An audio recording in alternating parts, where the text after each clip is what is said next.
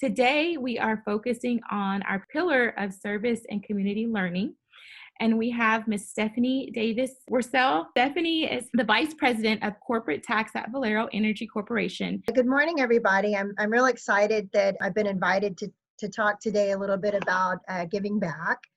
So I'm just going to start a little bit with my career highlights. I'm a double graduate from UTSA, go Roadrunners. I graduated in 1994 with my bachelor's in accounting. And then I went back in 1998 to get a master's, and I got a master's in taxation. It's well known when you do work for a homeless charity like I've done for SAM Ministries, that there is a significant portion of our population that they're just one paycheck away from a financial disaster. An illness, a car wreck, a car repair. They're just one paycheck away from a financial disaster. So, when you think about it, if it's not us, if it's not the business community in San Antonio that's going to try to deal with these issues, then who's going to do it? And so, there's a big need. And, I think just by virtue of the blessings that we have as being part of the business community, I feel some responsibility there in trying to make a difference.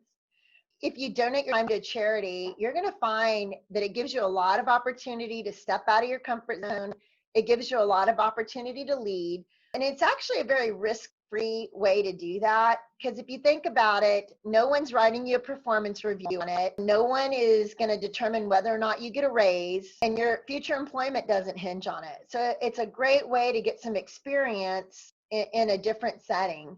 And then my last bullet point on what it does for you personally is it actually gives you a way to pay it forward. Let's face it, at some point in everyone's life, they need help. But I actually fall in the category of someone that needed a lot of help at one point in my life. I was an accounting student in 1989. I was a sophomore at UTSA when I got pregnant. I was 19 years old.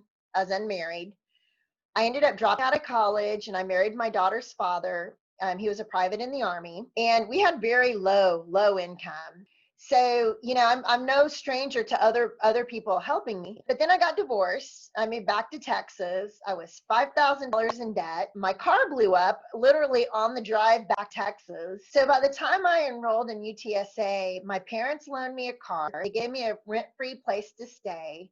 They provided me with free babysitting while I was in college and even during the early stages of my career. That really hits home when I get an opportunity like I did last year at SAM Ministries to serve there to homeless single mothers that were living at their transitional living and learning center. Most of them are going to college and working towards some form of education.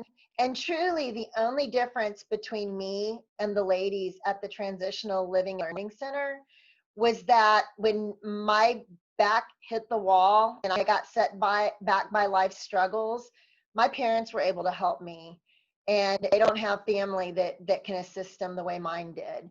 So, I found that this life of service has been a way for me to actually pay it forward. And I hope that, all of you guys will consider as you progress through your careers, weaving a life of service into it.